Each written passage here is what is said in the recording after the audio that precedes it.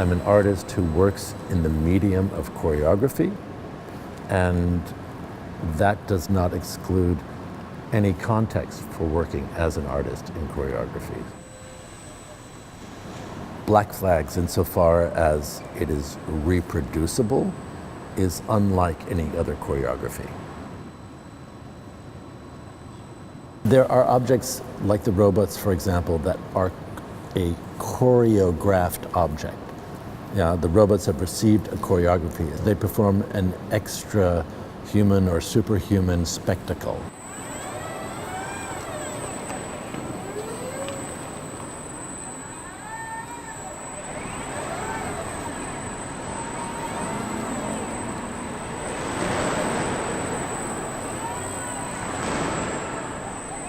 We used industrial robots because I wanted to avoid an anthropomorphic presence. We made a lot of effort to de-anthropomorphize these robots in their actions, and we've done everything we can to take away the idea of dominance or submission or purpose, although it does creep in. As soon as you have an armature moving similar to a human arm, yeah, there will be a narration.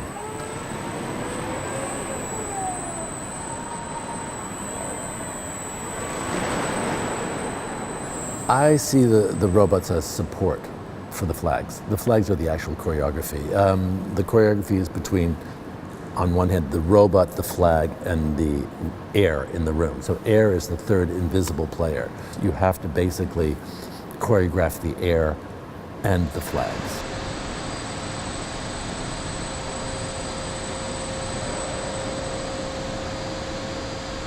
What we have now is an industrial robot being plucked from industry, having an industrial task, being plucked, placed in this context, being given, let's call it a poetic task, and then when that is over, they disappear back into the industrial landscape. The robots themselves have neither intelligence nor volition. They have no will. But you cannot be in the same room with them because they're lethal. They will not stop unless we stop them. Or I can turn back smoothly. We get some of those out. Yeah, that is more. Working on the robots was obviously a learning process for myself and Sven Thune, the chief programmer. My job was to make Sven aware of what my choreographic goals were, and then Sven had to translate what he thought these were into actions through the software.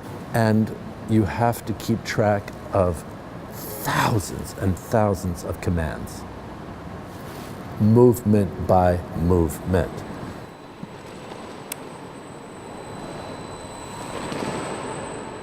In this work, we're making a very, very large spatial counterpoint.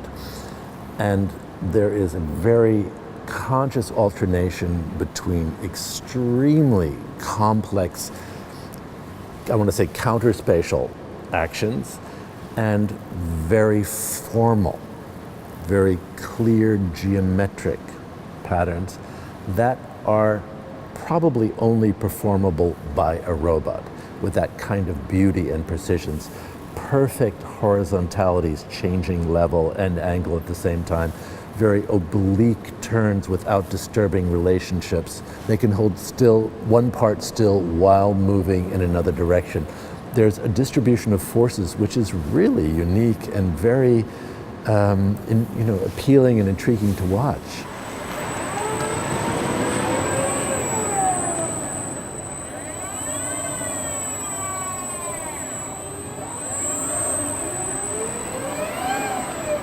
A lot of the work focuses on collapsing space.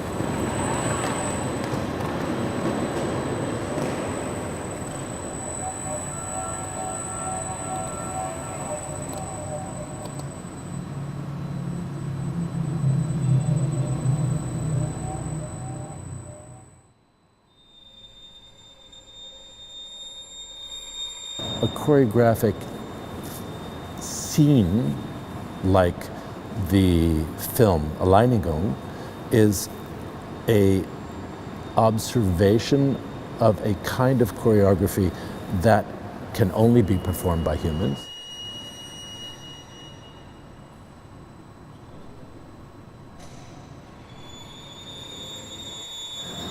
What I must say about Alleinigung is that this is something that can't be accomplished in another medium, because the medium itself is thinking.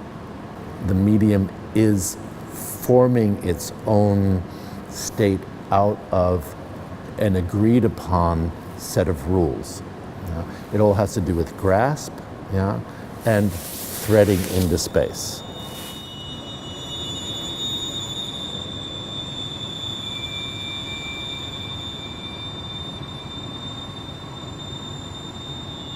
I was trying to think of if we could take the air out of something, if we could compress the material together, a bit like one of those vacuum packages. Yeah?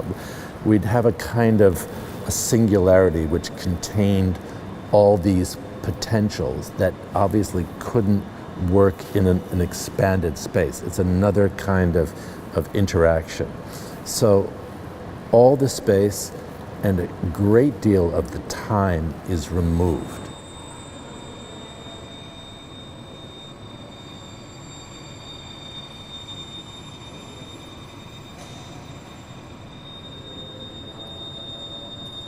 And in Alleinigung, there's this slow accumulation of rhythm. Yeah, it starts out very tight and complex. At one point it expands, and then it really collapses at the end. So it forms this new scale of relationship.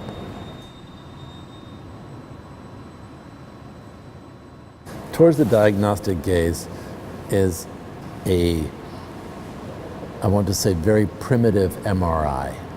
The object is a very common feather duster. A choreographic object is a situation that brings up an unconscious competence, something that asks you to make an extra step, and you strategize to fulfill the criteria of this demand to the best of your ability. But often these criteria are not something you can intellectualize. So there's only a physical answer to this proposition. Hold the object absolutely still.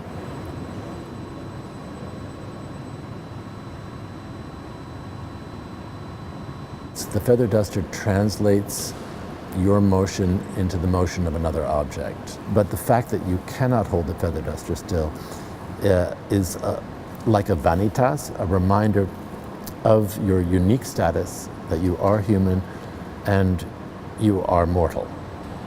This particular exhibition, it's very simple. It goes from scale. It goes from a very large, very three-dimensional situation with the robots.